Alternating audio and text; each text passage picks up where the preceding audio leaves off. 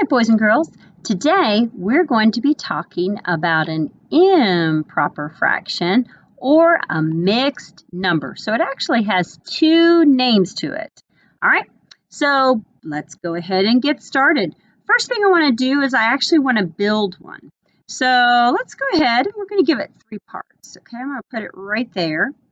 And I'm going to go ahead and I'm going to color in each of the parts. So I'll pick some green.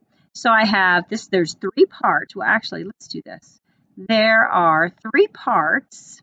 All right, three parts. My whole is divided into three parts. And I'm going to put that at the bottom because we know that when we are counting fractions, the bottom number is actually what we have divided the whole into. And I've divided it into three parts.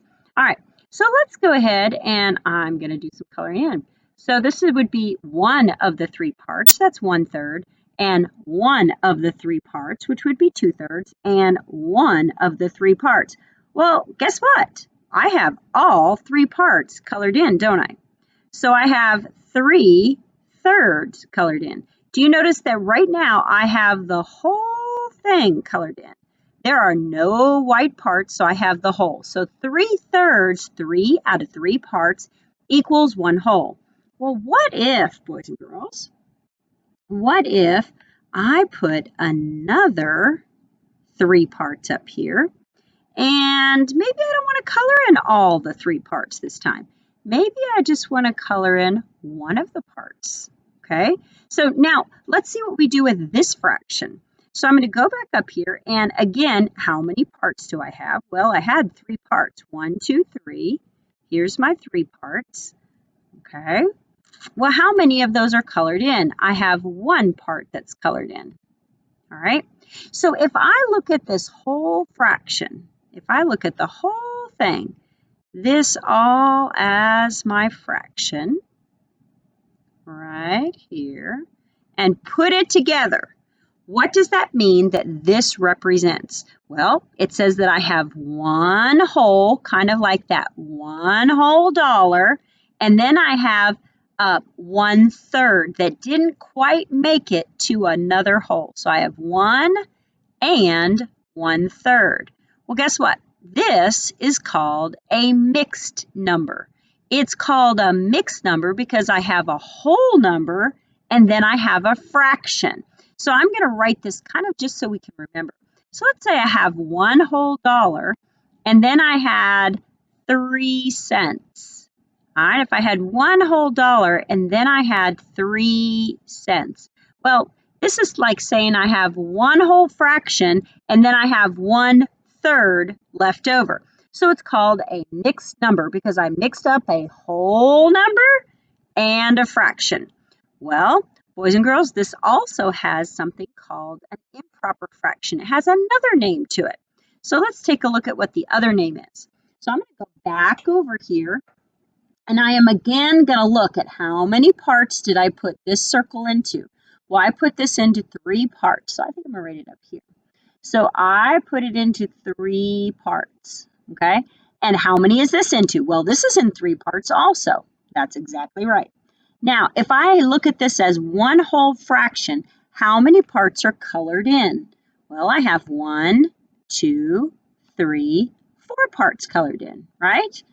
So 4/3 is called an improper fraction. Do you see why? When we did a proper fraction, do you remember the 4 would need to be down at the bottom? Because a proper fraction has a smaller number as a numerator and a larger number as a denominator. But an improper fraction has where the top number is bigger than a whole. It's greater than a whole because we can see that 3/3 is a whole. That equals one whole. Well, we have more than a whole. So look, we can show it as 4/3 or we can show it as 1 and 1/3. So if I were writing this answer, guess what? I would write the improper fraction, which is 4/3.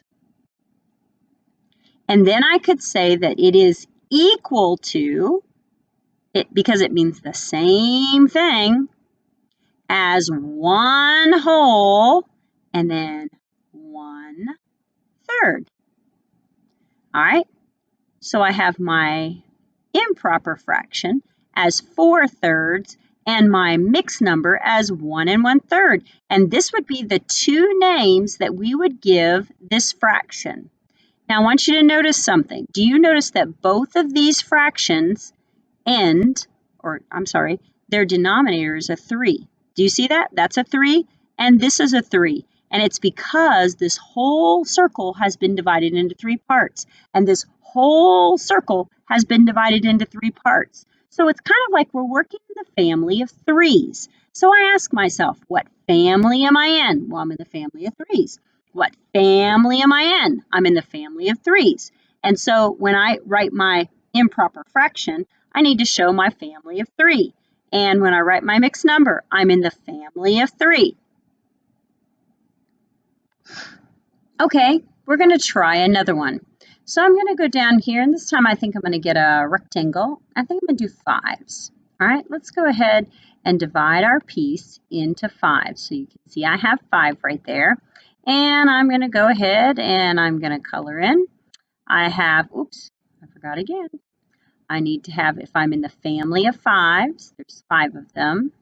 So I'll put my 5 down because that's going to be my denominator.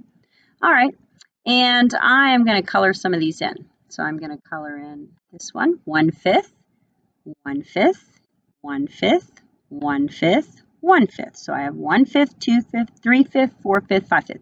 Okay, so I have a total of 5/5 colored in. And when we have 5 out of 5 colored in, we have the whole thing colored in. So this is going to equal 1 whole. All right. And then guess what I'm going to do? I'm going to come down. I'm going to grab another one. And I'm going to have to make it into 5 parts again because we're in the family of 5. Okay, I'm going to put it right there. All right. And let's color some of that in. I didn't write my number down, did I? Let's go ahead, and I have 5. Because I'm working with the family of 5. And let's go ahead and color some of those in. So I have 1/5, 2/5, 3/5, 4/5, 5/5. All right, so I have another whole colored in. So I have 5/5, and I know this equals 1 whole. Well, so far, can you see that I have 2 wholes? You see that? I have 2 wholes right there. All right, let's grab another one, and we're going to break it into 5s because we're in the family of 5s. All right, and let's go ahead, and this time I'm not going to color them all in. I'm going to color in this many. Okay, so let's go ahead and write down our fraction. I have a total of 5 because I'm in the family of 5s. But this time, do I have a whole colored in? No, I've got some white spaces. So that is the extra that's left over. I haven't made it all the way to 5/5. So I have 1, 2, 3. So I have 3/5. All right. Now we've got to figure out, well, what is this fraction all together? Remember, when we do it all together, we're looking at the whole thing as a fraction. And we say, well, what is the name of this whole fraction? Well, look, I've got 5/5 that equals 1 whole. And then 5/5 that equals 1 whole. So that's 2 wholes. And then I have something left over. So I have 2 wholes. Let's go ahead and write that down.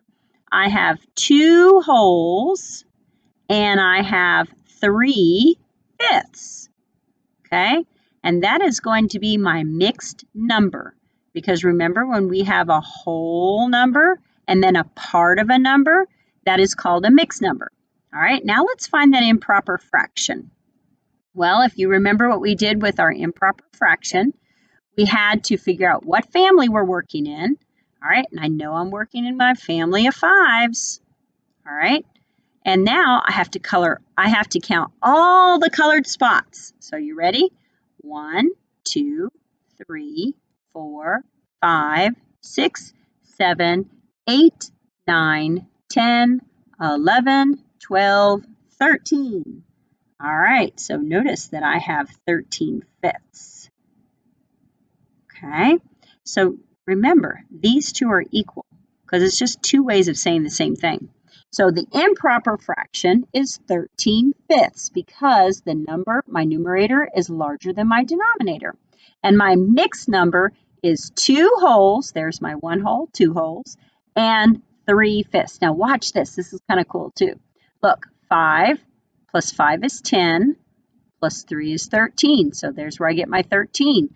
But I never add the bottom numbers. They always stay the same because it's in the same family. That's why you have a 5 here, a 5 here, a 5 here, a 5 here, and a 5 here. So once you identify what family you're in, you're always going to keep that denominator the same.